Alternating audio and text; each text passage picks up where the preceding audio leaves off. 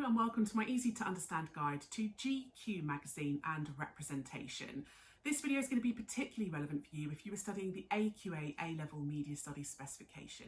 These 5 pages displayed on the screen here are the set pages for study for exams in 2025. And there are 2 additional pages that have been added for study if you are taking the exam in 2026 onwards.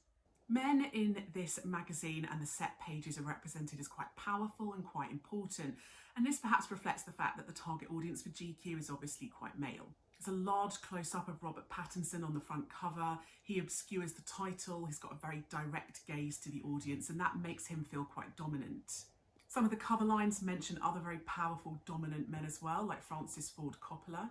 And men being in positions of power as directors, quite common, quite a traditional representation. Within some of the set pages as well, you can see Jonathan Bailey, lots of low angle shots here. They focus on his fame after Bridgerton, and that makes him seem quite powerful and successful as well. There is some reference to male issues as well. So for example, toxic masculinity. Within the Jonathan Bailey article, they talk about toxic masculinity and the patriarchy, and in particular within period dramas. And so kind of referencing issues that men are going to find quite relatable. But it also perhaps increases a little bit of diversity in the representation of men as well. We're often seeing men represented as being kind of aggressive, dominant, powerful, misogynistic. But the fact that they're actually identifying this as a problem within the article creates a slightly more modern representation that suggests men are aware that these are problems that need to be tackled. Traditionally, men are shown as quite physically strong as well, and we see Jonathan Bailey kind of climbed a tree. Robert Pattinson on the front cover is kind of visibly injured. He's got bruises, very clearly suggests maybe he's been in some kind of fight or violent altercation. His white vest and his kind of teeth grill as well, and the bloody style font on the cover line, it creates quite a kind of physically strong and aggressive representation of men. Normally we typically think of women being the object of a male gaze in the media, but actually in this magazine, in the set pages, you can see men as being subject to the female gaze and also of the gay male gaze as well. So kind of sometimes we refer to this as the queer gaze.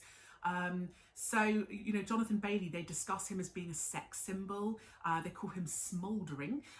They even mention his buttocks. And so kind of displaying him for the audience. The GQ audience is predominantly male, and a lot of those will be heterosexual, but there is a gay homosexual audience for GQ magazine as well. So perhaps using some of their male stars as a way of engaging those audiences. You can also see some more complex representations of masculinity as well, with the fact that there's quite a big focus on fashion, which is typically a more feminine focus that we see in the media. In the Top Boy article, we're seeing the use of flowers, and they talk about being in bloom. And again, flowers and florals that we often associate with being more linked to femininity. So creating kind of a softer representation of masculinity than perhaps we're used to in other forms of the media. It's also clear that Robert Pattinson is wearing makeup on the front cover.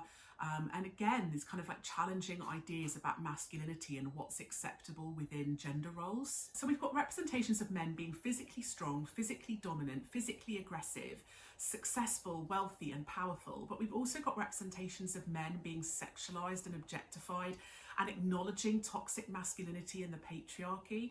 So it's quite a complex representation of men, and that perhaps represents or reflects David Gauntlet's ideas that modern media products often have more complex representations of diversity in terms of gender.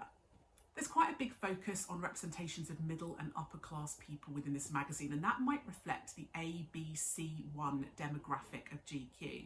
The fact that they've chosen a period drama to talk about on their pages, where a lot of the characters are kind of lords and ladies, it represents this quite upper class lifestyle.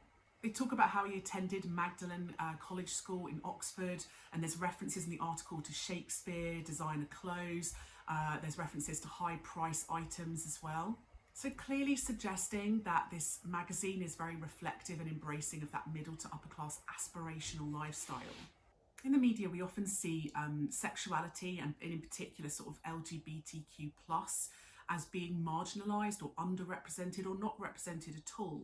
Actually, we're seeing a little bit more of this embrace within the article. So Jonathan Bailey talks in his article about dancing as a kid to what he calls queer anthems.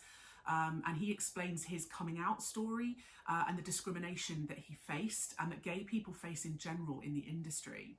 So being very open with his sexuality and representing the magazine as being more open and liberal. Within the set pages, you might find that there are limited representations of diverse ethnicity, and this might reflect the fact that the audience for GQ magazine is predominantly white. This might make some audiences feel excluded or not represented. They do mention Michael Ward from Top Boy in that article with a nice image of him as well. He's praised for his acting, focused on embracing his identity, and so perhaps they do celebrate some diversity in terms of ethnicity.